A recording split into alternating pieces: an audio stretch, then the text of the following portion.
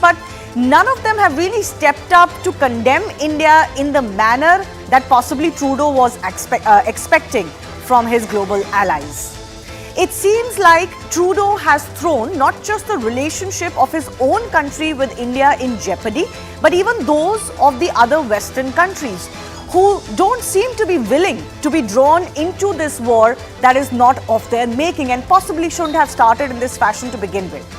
The question that also arises is, why would or what compelled Trudeau to make public allegations against a country like India in the manner that he did when he cannot quite prove them in public due to the sensitive nature of the investigation and the evidence if he has any?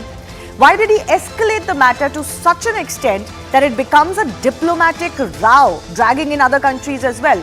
Is it because he felt humiliated in India, as many are speculating, on his G20 visit? Or is it that he's being forced by unseen hands behind a velvet curtain? But the biggest question now is this. Now that he has pulled the trigger, can Justin Trudeau substantiate those serious allegations against India? We take that question to our guest joining us in just a bit. But let me first tell you what happened late last evening on Thursday. During a press conference, Justin Trudeau was bombarded with several questions.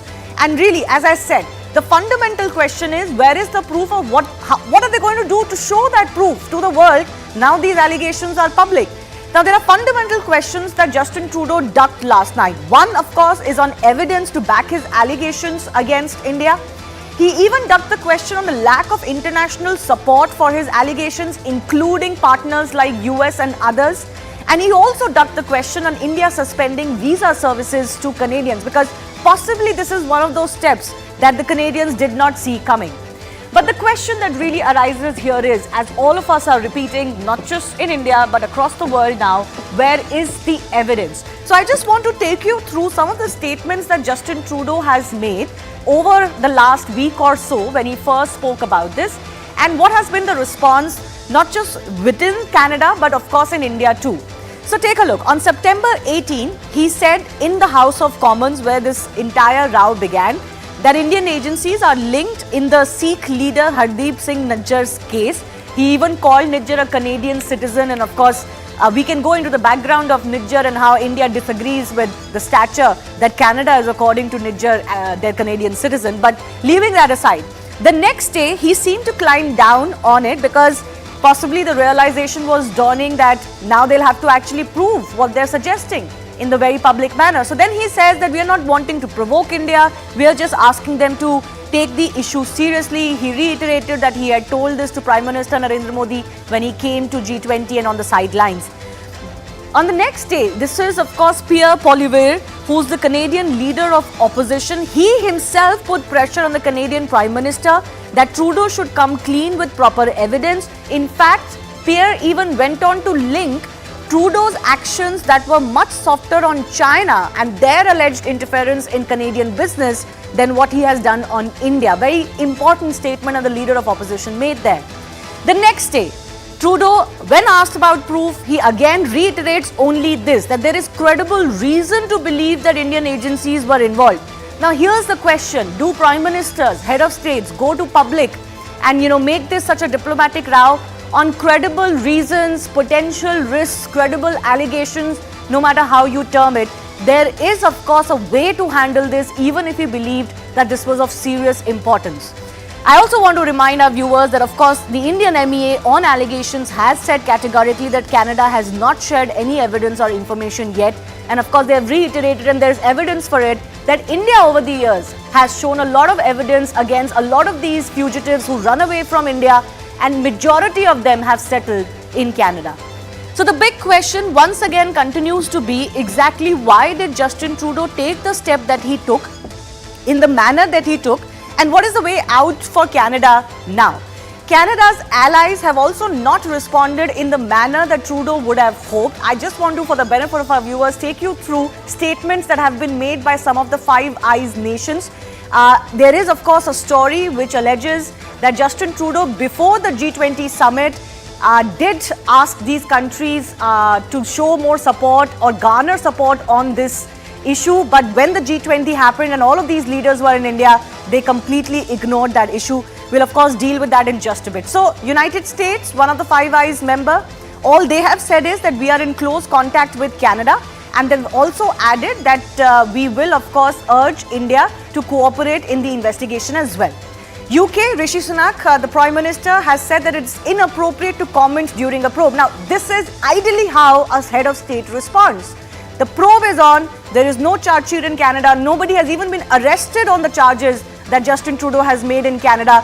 Their police needs to show something, at least have the shooter or one of the shooters in custody before they can say they have credible allegations. They've also, of course, Rishi Sunak also said that there will be no halting of trade ties or talks with India. Very quickly, Australia, Anthony Albanese has said that they are deeply concerned by the allegations and that they are going to take this up with India, that they've conveyed their concerns to India. So most of the countries have tried to take the allegations seriously, but they've not really come out, making India the villain that Canada is trying to, and Canada is seemingly getting isolated, at least on that front. But the big question that we're taking forward with our guests is this: can Justin Trudeau substantiate these charges? His entire international merit is actually now resting on this.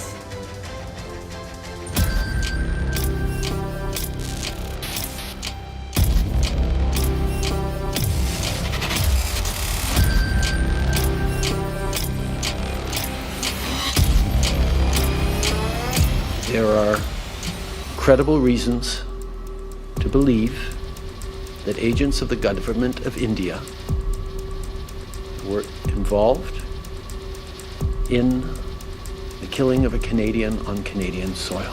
And we call upon the government of India to engage with us to move forward on getting to the truth of this matter.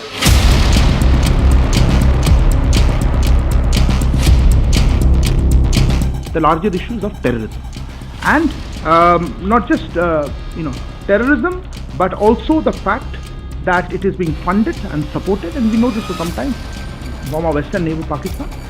But the issue of safe havens and places to operate is being provided abroad, including in Canada.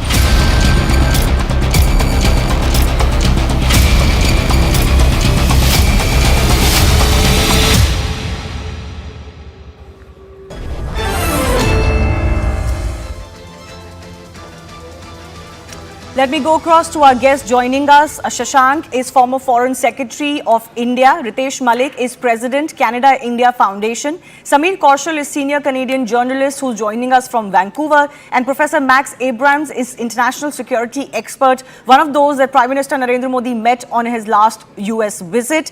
Let me go across to Shashank first. The diplomatic row that has kicked off due to Justin Trudeau's very public allegations against India, which he continues to reiterate. Do you believe he's dug himself into a bit of a hole? Because now the onus of proving those, allegations very publicly will be on Canada. They will have to produce something. Otherwise, there's no reason why India should accept any of this. Yeah, there are two aspects. One is that Prime Minister Trudeau talked about credible allegations. Yes. Initially. Now he's saying that credible evidence, which means that he's saying everything in public to give bad name to India.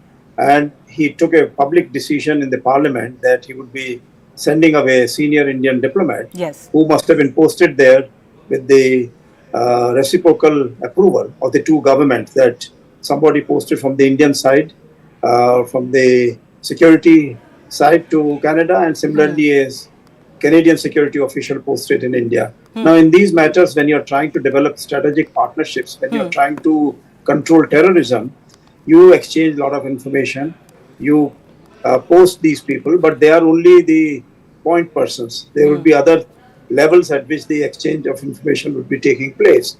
Now, you remove the person publicly, and then you reiterate that in the UN.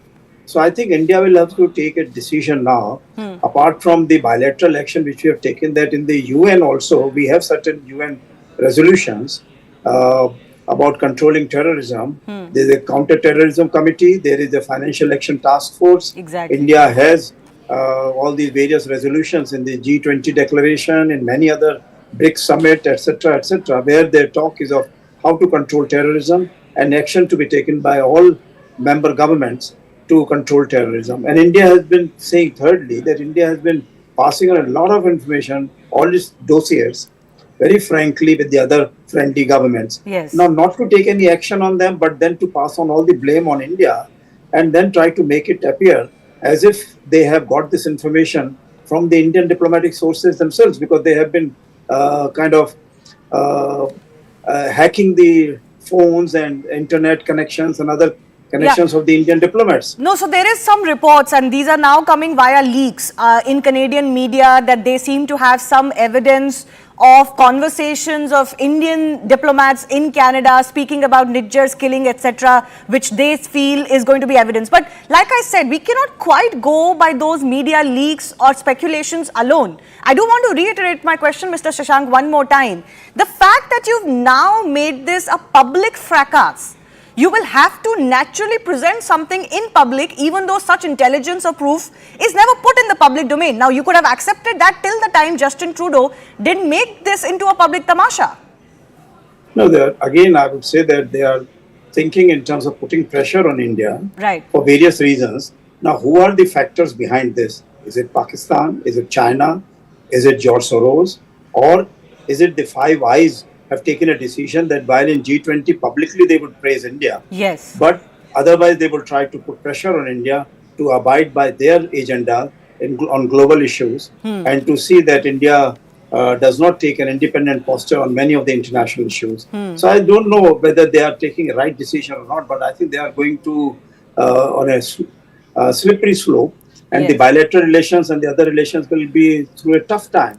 No, So I'm India is happy not you going to mentioned forget that, about because I terrorism. think the realization is also settling in India that this couldn't be Canada operating on its own. It must have some backstage support from US, which is almost a twin-like ally, and other countries who don't want to fight this with India anymore. But of course, there is information after information of how a lot of these assets that have been used in Kashmir, in Khalistan, in Pakistan, actually have been controlled by the Western powers as well. So I'll come to that question in just a bit, because there's also another report that quotes Indian NSA Ajit Doval very interestingly in a connection to CIA. But I want to quickly go across to some of our other guests as well. Samir, I want to come to you. In Canada, from where you're joining, is there a sense that Justin Trudeau has backed himself into a corner? Thank you so much, Shivani, for the question and for taking me. I think to understand this whole, as you said, tamasha, we have to understand the domestic politics of Canada as well. Canada, I already mentioned on so many platforms that Canada is going through so many challenges. And before the parliamentary session, Justin Trudeau's popularity was tanking down. Even still, it's tanking down, and he has to answer on so many issues, whether it's a housing affordability, whether it's inflation, whether it's a foreign interference by China. So China is the biggest operator in interfering in Canadian local politics, provincial politics, and federal politics. And believe me, RCMP was investigating China's role. China was operating 5 police stations on Canadian soil. So the opposition parties, including the Alliance Party, NDP, Jagdeep Singh was asking for a public inquiry, and public inquiry going to take any day. I mean, it's going to start. So right now, so many people are thinking this, that just to divert the attention of all those issues, Justin Trudeau, including, India's name into all this.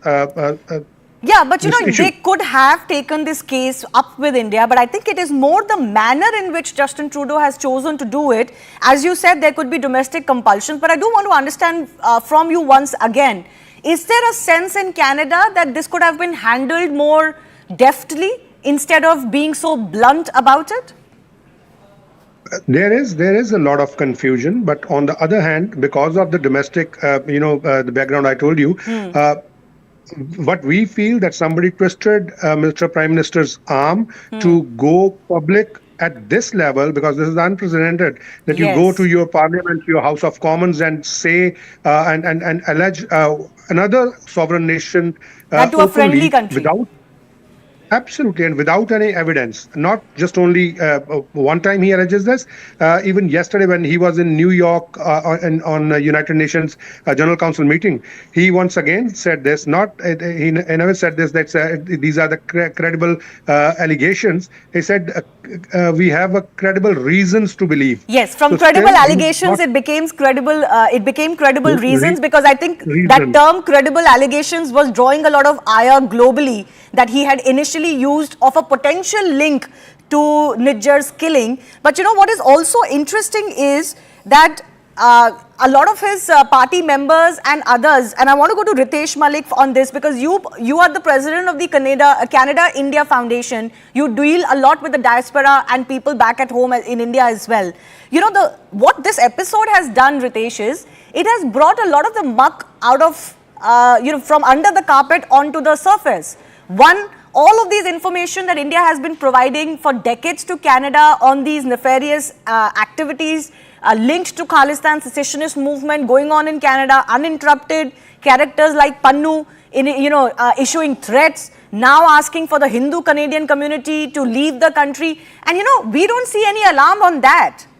But the Canadian establishment seems to be very worried about this Nijjar, who I don't know why they love so much that they've jeopardized the relationship with India for this one guy.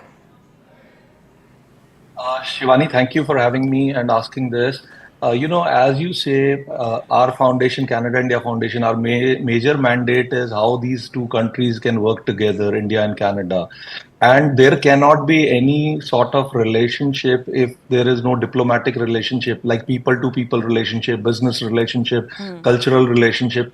And we've been advocating this for quite a long time now, that India, Canada need to resolve whatever issues they have. And one of the main issues, what we have also seen, is this, extremism in Canada. And this extremism, it's not just about their demand, what they say is a peaceful demand, but it's a very violent and extreme kind of situation on the ground, where anybody who actually talks of peace between India and Canada, good relationship between India and Canada, any sane talk is very highly opposed on the pretext of freedom of expression. But we always say and question this to all our respected elected representatives here, why this freedom of expression is only granted to people who are aggressive, who are violent, or who have extreme ideology. Like anybody sane who opposes this ideology is attacked, countered, bullied, their wife, their children, everybody is targeted. And we feel as Canadians that our government has not done enough to actually protect people who talk sense about relationship between Canada and India. Like a lot of times, even people who will talk sane, they will be targeted as they are agents of India, or they are more loyal to India. But that's not the case. I mean, our loyalty is not to be questioned. I mean, we are living in Canada, we are Canadians, but that does not mean that we have no interest in India or no inclination towards India. No, the diaspora sentiments have to be respected. But you're so right, Ritesh. I'm glad you brought this up. This whole facade and canard over freedom of expression and speech. Now, it's fine. Nobody is asking you to curb on that. And Justin Trudeau, when he came to India, reiterated this, that we stand for freedom of speech. We stand for freedom of protest. Well and good enough.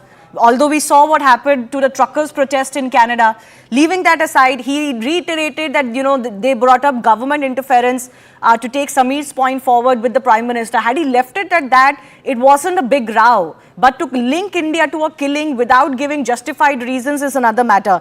But on freedom of speech, no action happens on those who are supporters of Pannu. Pannu has an US-Canada dual citizenship.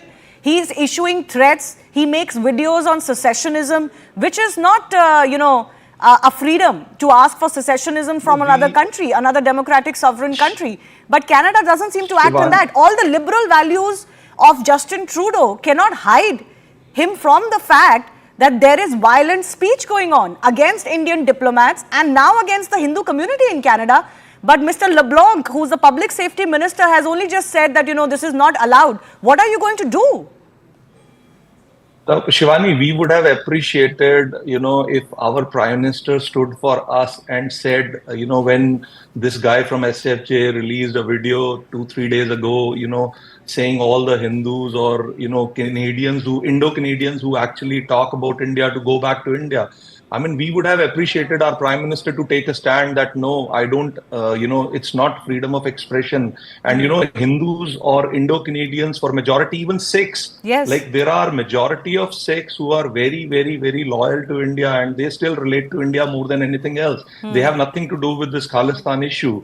So all these people, I mean, like when they try to oppose, we want our government, our elected representatives to support us care and for you. also give us assurance that, if you are saying that as your freedom of expression, you are also protected by Charter of Freedom the way they claim that they are protecting Khalistanis. I mean, Yes, absolutely. it cannot be. It is it exactly cannot be these misplaced priorities that India has been accusing Canada of giving shelter to secessionist elements against India who are violent, who issue threats, and in an escalation of diplomatic language. Yesterday, the MEA very clearly said that Canada has safe havens for terrorists, and there is evidence to back that, because a lot of the fugitives, majority of the fugitives from India have actually taken shelter in Canada than any other country. I want to go across to Max Abrams also. Max, this has of course become some sort of an international issue as well, even though some of the other countries are not quite getting involved. Now, these allegations that Trudeau has made, going public in the manner that it is, do you feel that he has handled this rightly or wrongly? Did he escalate this too much, too quickly? I think that Trudeau, in retrospect, would have handled this entire situation very differently. The fallout with India has been substantial and appears, unfortunately, to be escalating in terms of kicking out diplomats, in terms of suspending visas. Another reason why I think that Trudeau regrets his approach to all of this is that he's not getting very much support from his traditional Western allies.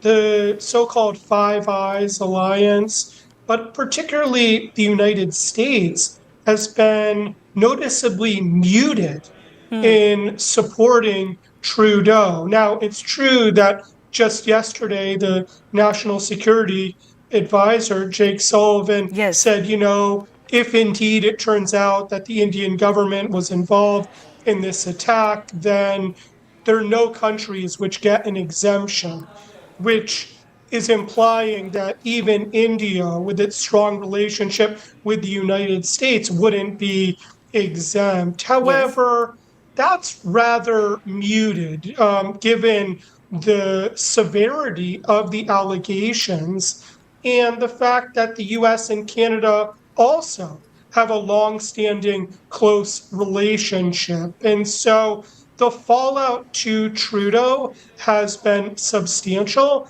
and it's hard to see how he benefits from approaching it in this manner. No, so, from that also arises the question, why did Trudeau do what he did in this public manner, where he cannot quite present the evidence even if he had any? Not only are his opposition leaders now asking for evidence, because he has acted in the manner he has done, he has dragged not only India into the public, into a public brawl of sorts, but Max, he's also drawn some of the Western partners, some of the other countries who don't seem to be wanting to get into this fight. I do think it was a mistake for Trudeau to very publicly blame the Indian government without providing the requisite intelligence to back it up. It's created this huge diplomatic storm, which doesn't just involve India and Canada, but involves the other Western countries. And now it's very understandable that that India and supporters of India around the world would say to Trudeau, okay, you've claimed to have evidence, now let's see it. Historically, the Indian government has in some ways coddled Khalistani extremists in their country. And as we saw with the Air India terrorist attack in 1985, those investigations can take years. You mean Canada? I mean, Yes. even over a decade. So who knows? In this case, Canada might say, well, we're going to investigate, but I'm not going to hold my breath for that intel to come out. Yeah, but I do feel that Justin Trudeau's personal reputation is now staked on this, on how this goes. Mr. Shashank, I want to come back to you on the point that you raised. And there is interestingly a report which talks about Ajit Doval telling the CIA director that he feels, or India feels, the only fact that SFJ's Pannu is not taken down or arrested by US or Canadian authorities where he holds dual citizenship is because he could very much be a tool for America. Do you feel that there are double games or games within games going on here? Well, suspicion is aroused. The Americans have a normal system that they don't allow dual nationality. If anybody gets an American passport, they send the information to all the concerned embassies. This or people who have acquired American citizenship, so that then they are not entitled to the other citizenship. It is a different matter that the other country, like in the case of Israel, like in the case of Poland, like in the case of Canada, or even Pakistan, that they allow their people of their origin to travel on their passports. Yes. But the fact remains that Pannu, since he is a US citizen, he is not entitled to have a Canadian passport and speak from Canadian soil about taking action against the people within Canada, Yes, or action in India. I think that is really all not acceptable. So that is where the suspicion is aroused that perhaps the Americans are trying to work on that. And the same thing happens with the Canadians. Because Niger applied twice to get the Canadian passport. He traveled on a forged document and the Canadians rejected his application twice. So how did he suddenly become such a prized asset for the Canadian intelligence that the Prime Minister himself is staking his reputation on this guy Niger, who is shown being trained in Pakistan, firing AK-47s and training other people to do that and forcing other people in India to kill reputed politicians or other people. So this is not accepted in India. And I'm quite sure that what India has reacted, apart from reciprocating the Canadian action to send out one of the senior diplomats, that they have said, look, there is threat to the Indian missions in Canada, and we have to make sure that our people are protected. So we are stopping all the visa applications. So do you think, in your experience, is this somewhat of an unprecedented situation, not just in our relationship with Canada, but for any Western country, for us, what is transpiring now between India and Canada? Well, it's unprecedented in the sense that in the 80s, I remember I was in Pakistan, and at that time our Western friends, diplomat friends, used to tell us that, look, like Americans have their Jews in America and they have influence in Israel, so they control all the Middle Eastern countries with this situation. And they prefer to have something similar between India and Pakistan by forming a state called Khalistan, and they are encouraging this. So they accepted it openly in our private discussions. But now situation has changed. Yes. And now we are finding that, especially after the BRICS summit, expanded BRICS and the G20 and our association with the Southeast Asian nations and East Asia summit and Quad and all these new formulations. So I think we were thinking that now things are going to change and they will move beyond the old paradigm that they have to have a Khalistan to arm twist India and to supply arms to both India and Pakistan and to make sure that both of them are at each other's throat. Yeah, but now many also believe that now, since Kashmir cannot be used in the same manner and Pakistan has been made quite useless in that respect, and America seems to have come around on that given that they've exited from Afghanistan, now Khalistan is the front where they're trying to press more, and we can expect that more of these flare-ups will happen one way or the other. And internally too, we should be very careful. I have limited time, so I'll go across to Samir and Ritesh one more time. Samir, I just want to understand from you, how worried are you that given what Justin Trudeau has done, India-Canada relationships could be marred for a very long time, if not for forever? As a Canadian, I think our first priority of a relationship between our communities, the Hindu community, especially in Canada, they are feeling scared. They are feeling threatened by, the video and the way some fringe elements are, taking the charge. And the police is not doing anything. The intelligence agencies are not doing anything. It's not only Mr. Hardeep Singh Nijjar who has been shot down. There are so many other people, those who have been shot down in the Yes. last few years, and no voice has been raised at this level. So why only Mr. Hardeep Singh Nijjar? Though we condemn every kind of violence on any soil by anybody, and I think Mr. Justin Trudeau, why he's asking for a cooperation from India? If he's having any kind of credible evidence, he should put a person behind the bar, whoever Exactly. he or she is. And why to create all this scene on an international platform and straining a relation within a biggest democracy in the world? Yes, and you're right. I'm glad you brought that up. That actually Nijjar is not the only shooting in a gang war that has taken place. Of course, another gangster was shot down after him. If you look at some of the crime reports in Canada, these shootings are actually a routine affair in some of the pockets. These gang wars have been going on for many years, as Samir would also vouch for. So it's not like, a peaceful society, community was suddenly shocked by a killing like this. And it is of, that something like this doesn't happen. It happens quite regularly in Canada, actually. Ritesh, I want to give you a word in and the same question. How worried are you about Indo-Canadian relationships because of what has transpired? Do you think some sense will prevail? Eventually it will prevail. We are really worried. We've been getting a lot of calls from community members, people all over the place, students, parents of students and whatnot. But I would want to use your platform to just say a few things which might actually give some common sense to all this.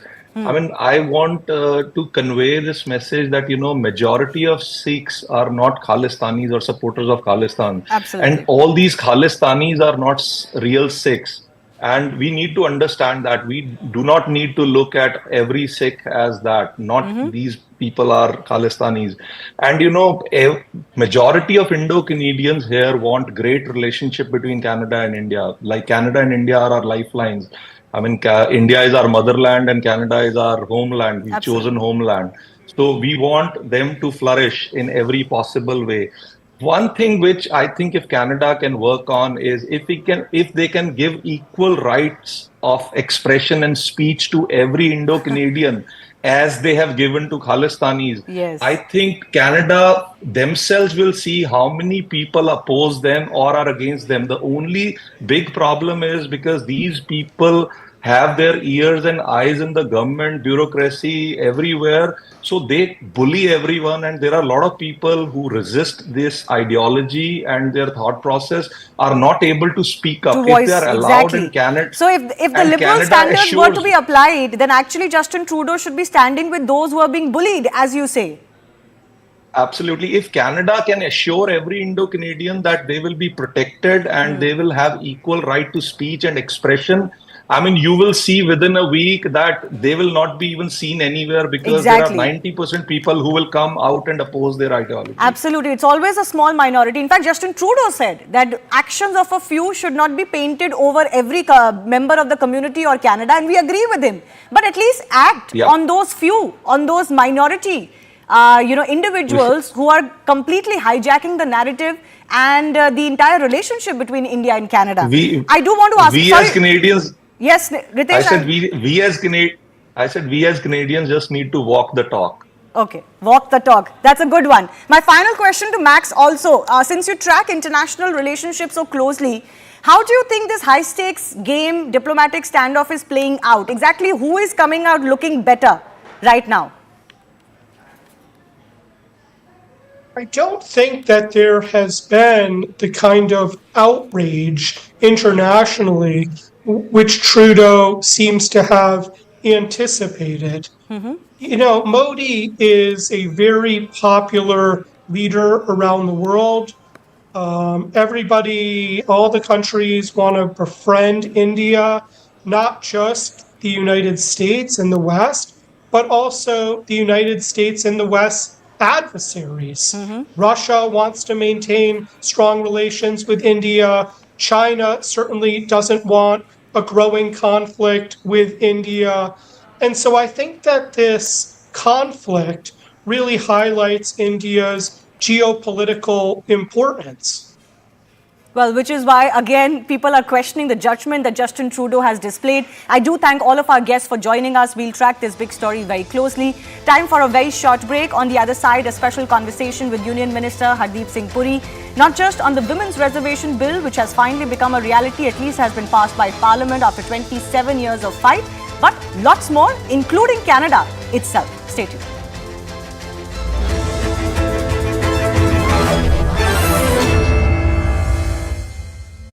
Brought to you by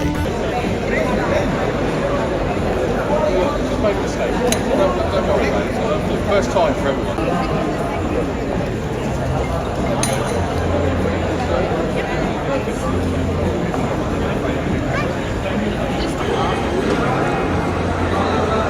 That's why we don't let them in, okay? Because you have to have an employee to serve you.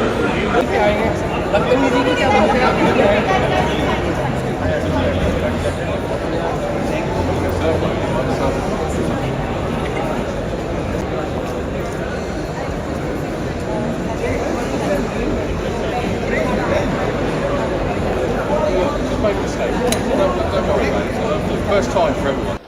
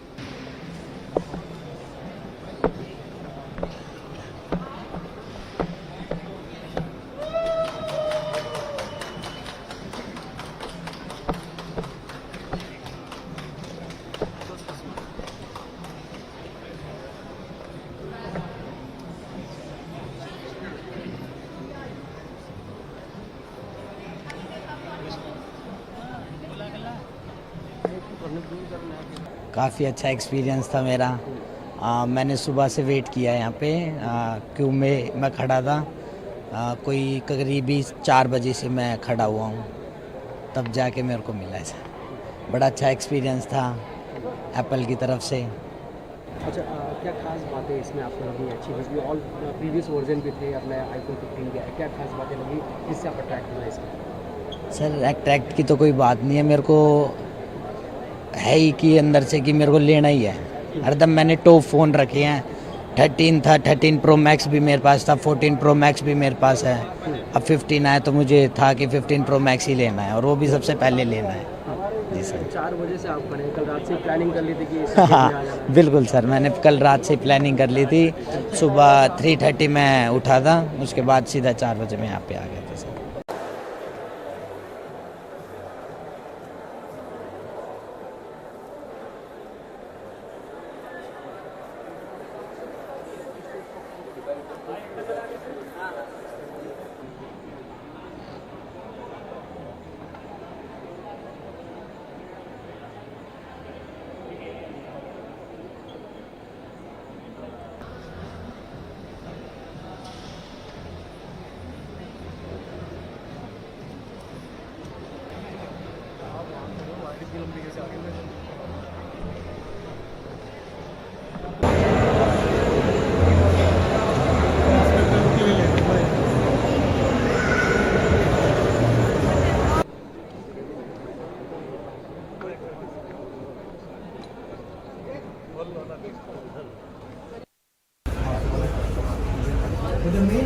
We're entering the Apple Socket store and we're going to take you to the first look of the new iPhone 15 Pro range. So as you enter, the iPhone 15 series has entirely captured the floor over here. You will not find any iPhone 14s right now. And we have the 15 Plus over here. That's the first thing we'll see the moment you enter the Apple Socket store, or in fact the Apple BKG store in Mumbai as well. So this is the 15 Plus. Well, you have the dynamic island over here, and not to forget the Type-C port is over here as well. And this is the 15 Pro. 15 Pro. Again, the Type-C in iPhones. It's looking so weird that we're so used to seeing Type-C in Android phones only, and this is the first time we're getting to see Type-C ports in iPhones. And this is the king of the show, the iPhone 15 Pro Max. This is like a maxed out edition. This is a titanium finish that you can see, and this is the titanium finish. And let's see the pricing. So the minimum base variant of the iPhone 15 Pro Max is 256 GB, and it starts at 1,59,900. That's quite expensive, especially in India compared to other countries. But yeah, this is the flagship device of this year's iPhone range. And if you're on budget, if you have around 75,000 rupees, then this is the iPhone 15. Now there is a dynamic island in all of these iPhones. The first time you're getting to see dynamic islands on all the new iPhone 15 range, and of course USB Type-C. As far as the processor is concerned, the iPhone 15 has the same processor like the iPhone. It's been a momentous occasion. After many years of effort, in fact many decades of efforts, the Women's Reservation Bill is finally a reality. It has been passed by overwhelming numbers both in Lok Sabha and Rajya Sabha. And to talk more about this and more, I'm joined by none other than Hardeep Singh Puri, Union Minister for Housing, Urban Affairs, Petroleum and more. Sir, thanks a lot for your time and for speaking to CNN News 18 again. I want to understand from you, while this is a momentous occasion, and of course this is a bill that many parties tried to bring in the past and it just wasn't successful. Why was it important for the BJP-led government, the Narendra Modi-led government, to bring it now and to make it a reality? First of all, thank you for having me on your show. You know, there is a time when an idea can fructify into reality. It's not just a BJP-led government. There are some givens which I think some people are not understanding. There is a freeze on the delimitation process till 2026. Yes. That's why we needed to have a new parliament, because in 2026 the size of the number of political Lok Sabha constituencies is likely to go up. But it can't be done before 2026. There is a freeze on it. You cannot redo the constituencies till you have a census. So we need a census. Then we need the delimitation freeze to be over. And then you can make a determination. So whether this bill had come in 2014 or 2012, it could only take effect after, because it says first census. After that, we have not had any census since 2011. So after 2011, there was no question of this thing in next census. Okay, you could have done it on the basis of 2011 census if the Congress government had. They didn't. They passed a bill in the Rajya Sabha, took it to the Lok Sabha, showed no commitment and no desire to push it forward. No, there were difficulties. There were difficulties in the India-US civilian nuclear energy agreement also. The Prime Minister was willing to stake the future and survival of his government just to get that legislation passed, but he was not showing the same commitment when it came to the Women's Reservation Bill. So that's one point. Second point, in the 9 years that the Honorable Prime Minister has been head of government, he has done a lot of things for women-centered development. Beti Bachao, Beti Padhao, Shauchala Banana, Pradhan Mantri Awas Yojana, Malikana Haq in the name of the women in the family, gas cylinders from 14 crores to 32 crores, Ujjwala 9 crores 60 lakhs, what he has done for the street vendors, Reri Patri Wale, 42 lakhs Labhartis, 41% of them are ladies, women. So they've done a lot for that. Secondly, once this narrative is clear, you don't want to bring this in till you are confident of getting it through. So today he was 100% sure, and this is proved. Aap ne kaha that passed almost unanimously. In the Lok Sabha there were two, on one aspect, 2 votes against, but it was unanimous. In the Lok Sabha finally and in the Rajya Sabha. And what does that mean? So it means that women-led development is now a part of the Indian reality. And both in the Lok Sabha and in the state assemblies, you will have 33.3% reservation, which means political parties, civil society, everybody will prepare themselves. And the global experience has shown, if you have women-led development and you have women in responsible decision-making roles, GDP goes up by 30% to 50%. And a host of other things happen. And I think, I'm not saying it to you just to congratulate you, I think every Indian is rejoicing and should rejoice even more. Somebody asked me ki ye jo, what was witnessed in the party headquarters this morning. So I said, my friend, this is the beginning. You'll see in the coming months, down to the urban local bodies, down to the Gram Panchayat, down to the villages, in bigger cities, that celebration, not just on women's empowerment, this is more. You are going to get women-led development. Some of my friends will be saying, yaar, ye thoda zyada ho gaya, nahi, hamara. Kuch nahi hota. Men will benefit. By the way, I've been a supporter of, women-led development for at least 50 years now. So I know what this is about. I'm very clear. By the way, I also had a bit of a role to play in the establishment of the UN entity, UN Women. So I think it's a matter of great joy that this very fundamental revolutionary reform was yesterday enacted, finally first in the Lok Sabha, then in the Rajya Sabha. Well, you're also leading a lot of the schemes, the flagship schemes of the many government. Many of them in my ministry. Yes, which benefit women on ground. And they're benefiting. You see the clips from the beneficiaries. You know the difference it makes to a family. Abhi piche in Delhi there was an EWS scheme for housing, and the Honorable Prime Minister was asking this gentleman, seemed to be from Bengal, and he and his wife, he said, "Aap yahan pe informal colony mein kitne saal rahe?" He said, 42 saal. Aapko kaise mahsoos hota? Aapke kitne bache? I have one daughter. She studies English honors in Delhi University. It's a complete change of life. Complete change of life. It's one thing to live in a JJ colony or an informal settlement in a, I don't use the word slum, and then to have a pakka home, a roof over your head, shauchalaya, rasoi, gas cylinder. It's a completely new beginning. I'll come to the gas cylinder in just a bit, but the Congress says, including their former chief Sonia Gandhi, who led at one time the UPA mission to pass the women's reservation bill, she has said, of course, that this is effectively their bill. It is the brainchild of Rajiv Gandhi, in fact, his government. I am so happy that they're taking credit for it, because nobody wants to deny them the credit. All that we say कि आप इस चीज को लाए, पर आप इसको end तक, तौर तक नहीं ले जा पाए. That's all we are saying. And Modi ji है, तो मुमकिन है. He is something.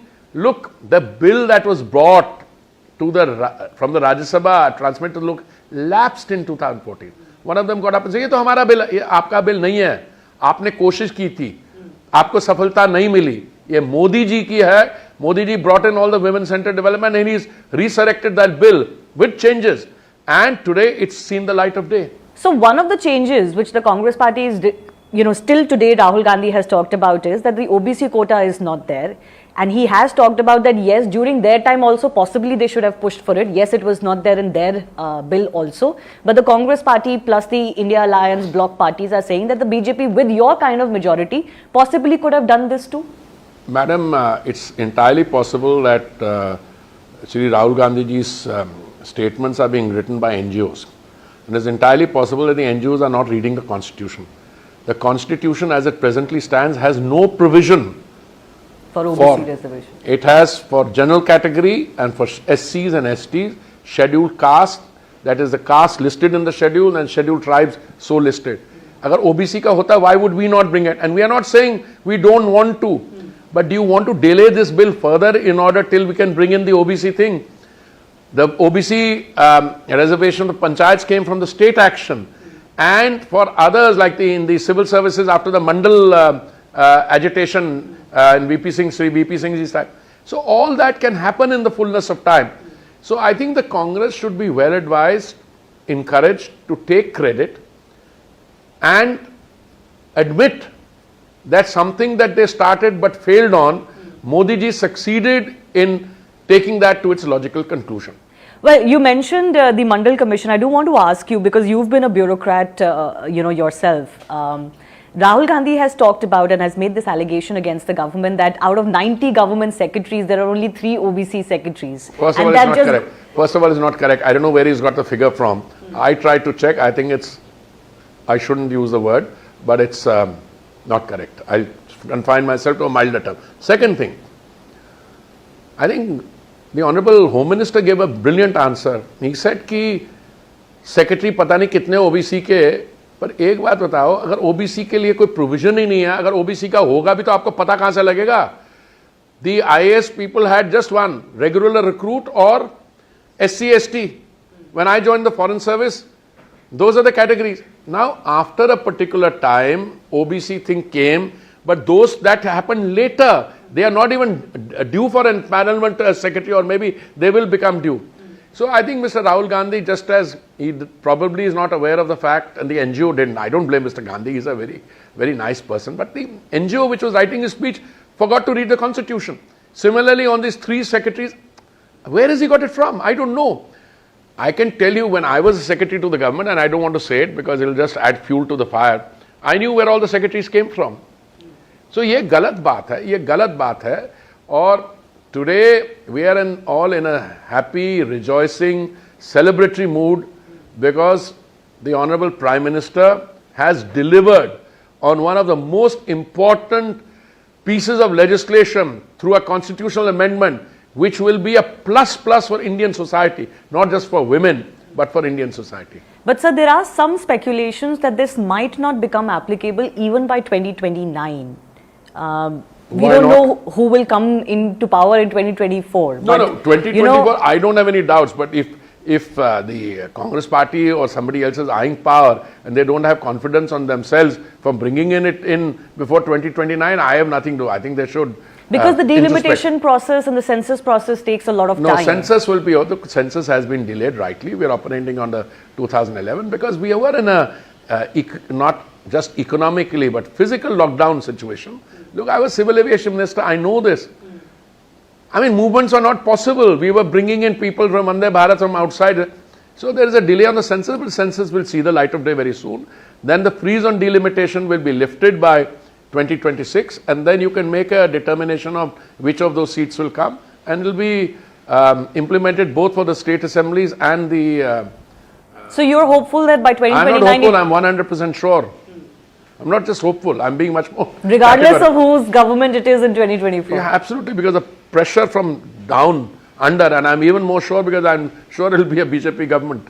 Okay, but you talked about rejoicing. I do want to ask you, recently the government slashed the cylinder prices, and it was done on Raksha Bandhan, and it was a gift of sorts to the mothers and the sisters of the country by the Prime Minister and your government. But in many states, if you see the ones going to elections as well, the governments, including BJP governments, are offering even less. For example, BJP is offering 450 rupees cylinder now in Madhya Pradesh, which is going to polls. In Rajasthan, Congress gives it at 500. They're making similar promises in other states. Are you also going to maybe reduce it a little bit more and give more joy to women? I am not going to speculate. This was a very far-sighted and a very sensitive decision by a Prime Minister, all of whose schemes have our daughters, sisters and mothers in mind, taken on the equation of Raksha Bandhan. Okay? This was one of many decisions he took. One is that for the beneficiaries of Ujjwala, who were already getting 200 rupees into their accounts, DBT, there will be another 200 reduction, they get 400. For the others, it will be 200 reduction. And I think it was welcomed by everybody. He also decided that another 75 lakh connections, cylinder connections would be given to beneficiaries. So, some people want to do more, taking advantage of ours. I'm not going to comment on that. Okay? All I would say is, especially for the non-BJP states, cut your cloth according to, what is the expression? Cut your cloth according to what you have available. Something to that. उतने ही पैर फैलाइए जितने वो आपका expression बिल्कुल सही है. Because you require resources. Even when we were not giving this 200 rupee reduction on the cylinder, we were still running up an 8,000, 9,000 crore subsidy on Ujjwala every year, because there is a subsidy for carriage to far-flung areas from the ports here. So I think ours is a government which walks the talk. We have a situation in which, Shivani ji, 80 crore people were and are being fed 3 meals of dry ration in a day, even when we were navigating our way through the pandemic. And that's continuing. But what do you make of these promises that are being made? And increasingly, No, this was termed reverie politics by the BJP, but even BJP is offering. No, BJP doesn't do reverie. BJP doesn't do reverie politics for 2 reasons. Most BJP states would make a statement or put an offer on the table provided they have the finances for it. That is what is proved by the petrol and diesel price reduction. Central government on 2 occasions, Honorable Prime Minister reduced the central excise. You also had a situation where the BJP ruled states reduced the VAT, non-BJP states didn't. So what happens? You have an 11 rupees differential in the price of petroleum between West Bengal and some other state, BJP ruled state. 8-9 rupees differential between diesel price in a non-BJP state and a BJP state. By and large, I think, BJP states tend to be more responsible in terms of fiscal discipline and in terms of overall discipline. I'm using my words carefully. I mean, if you are in electoral politics, there's a tendency everywhere. But a BJP ruled state also has to look over its shoulder and see what's happening in Delhi in terms of maintaining the price line. Okay.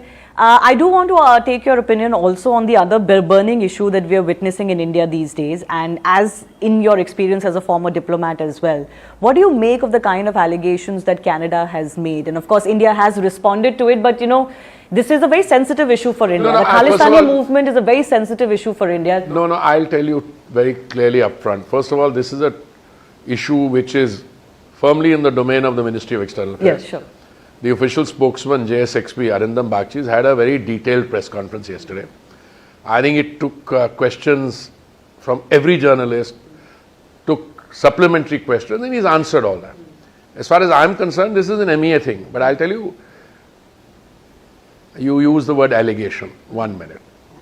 Allegation is very different from evidence. Okay, let's put it at that. I'm sure the MEA will deal with it. As far as I'm concerned, there is no question of compromising on issues of terror. I've chaired the UN Counter-Terrorism Committee, and all this business about you being soft on one terrorist, can't get a definition because one man's terrorist is another man's freedom fighter. This is all a lot of so and so. Today, as far as we are concerned, there are people who are fugitives, who are in violation of our law, etc. The government will deal with this properly. But do you feel that there is a concern for India that as it rises, there are inimical forces? Are you telling me that there will be people envious and jealous? Of course there will be. But I think India is capable of handling it.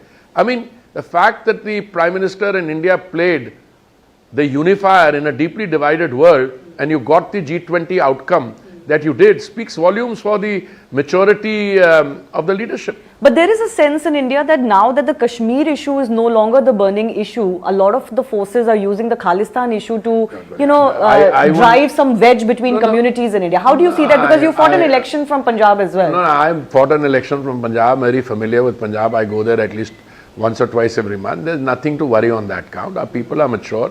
And more than that, I think for anyone to believe that outside forces with a little bit of funding of nutcases can create social or divide here, I think it's their imagination being allowed to run riot. Thank you. All right. On that note, thanks a lot for speaking to us, and many congratulations once again. Once again to you also and to your viewers, especially all our lady viewers. Heartiest congratulations. Thank you. Thank you.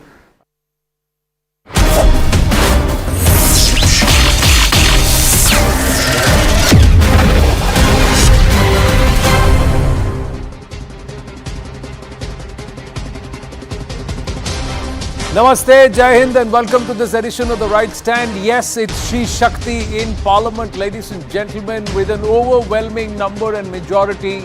The Nari Shakti Vandan Adhiniyam has been passed in both houses, 454 to 2.